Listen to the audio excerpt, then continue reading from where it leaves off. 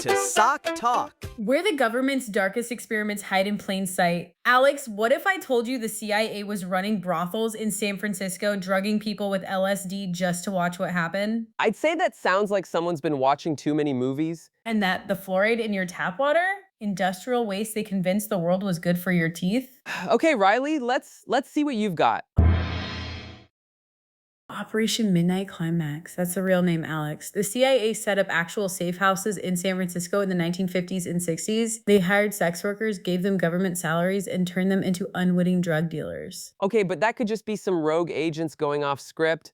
The CIA wasn't exactly known for... No. This was official. They had budgets, paperwork, supervisors. The sex workers would slip LSD into their clients' drinks without telling them. Then CIA agents would sit behind one-way mirrors with notebooks just watching. Look, even if this happened, maybe it was just a few incidents.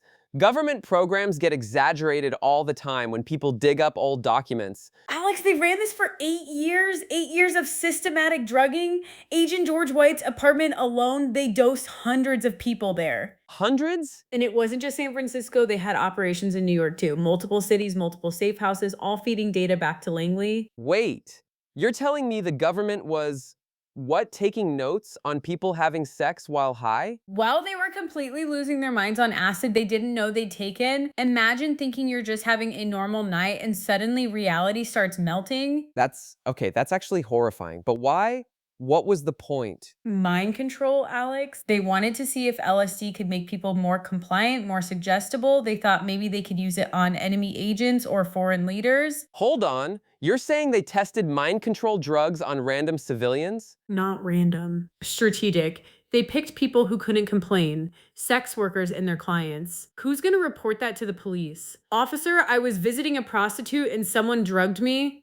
That's actually clever in the most twisted way possible. And get this, one of the safe houses was decorated like a normal apartment, but the other one, they made it look like a bordello from the 1890s. Red velvet, dim lighting, the whole thing. Like they were creating some kind of fever dream on purpose. Stop.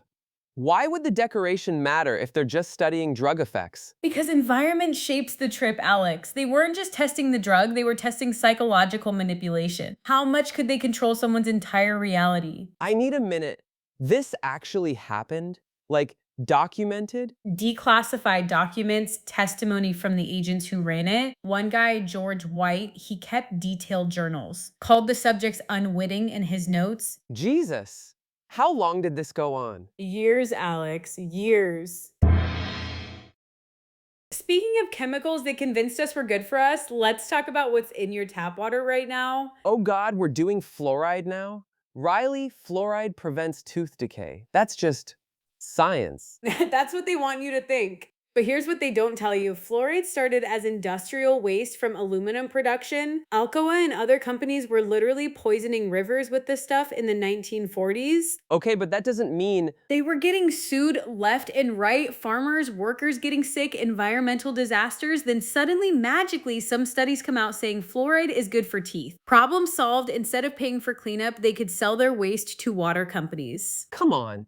You're telling me every dentist in the world is part of some conspiracy to hide what exactly? Not every dentist, Alex. Most of them genuinely believe it works. But look at the original studies. They were funded by companies that needed to get rid of fluoride waste. The Atomic Energy Commission, the aluminum industry. Right. So big aluminum convinced the entire medical establishment to poison us. That seems totally plausible and not at all like connecting dots that aren't there. Grand Rapids, Michigan, 1945, the very first fluoridation trial. Guess who funded the research? The same companies getting sued for fluoride contamination. That's convenient timing. And you know what's crazy? The Nazis actually experimented with fluoride in concentration camps. Mass medication to keep people docile. Now you're just... I'm just saying the idea of putting chemicals in water supplies for population control isn't exactly new, Alex. The Atomic Energy Commission? They needed fluoride for uranium enrichment, but workers kept getting sick, so they funded studies to prove fluoride was safe. Same chemical, different story.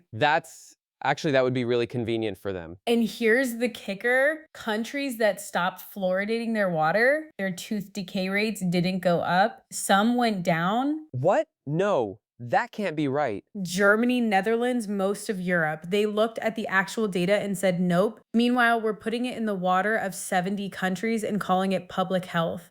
So you're saying we're all drinking industrial waste because some companies needed to get rid of it cheaply? And it gets worse, Alex. Fluoride accumulates in your pineal gland, the part of your brain that regulates sleep, mood, critical thinking. Oh, come on. Think about it. They drug people without consent to study mind control, then put chemicals in the water supply that affect brain function, pattern recognition. Alex, That's actually terrifying when you put it like that. Operation Midnight Climax wasn't alone, Alex. It was part of MK Ultra, hundreds of experiments on unwitting subjects. Hospitals, prisons, universities, How many people are we talking about? thousands, maybe tens of thousands. And those are just the ones we know about because some documents survived. Some documents survived? CIA Director Richard Helms ordered most MK Ultra files destroyed in 1973. Just gone. Everything we know came from a few boxes they missed. But destroying old files is normal bureaucracy, Riley. Agencies clean house all the time when programs end. Normal bureaucracy doesn't involve congressional testimony about mind control experiments, Alex. When the Church Committee investigated in 1975, even they were shocked by what little evidence remained. The Church Committee found evidence? Enough to hold hearings? Enough to confirm that American citizens were used as test subjects without their knowledge or consent. So there could be more. Programs we don't even know about. Alex, if they were running brothels and drugging people in the 1960s, what do you think they're doing now? With better drugs, better technology, I don't want to think about that. and the fluoride thing, it's not about teeth, Alex. It's about compliance, about making populations just docile enough not to ask too many questions. Okay. I'm a little worried now. If Operation Midnight Climax really happened, and they really did destroy most of the evidence, What else don't we know? what else don't we know? Every time you turn on that tap, every time you trust that your government wouldn't hurt you, remember the safe houses. Remember the one-way mirrors. They did it before, they documented it, they destroyed the evidence. If this kept you up tonight, good. It should. You know where to find us. Leave your theories in the comments. It's the one place they're not watching yet.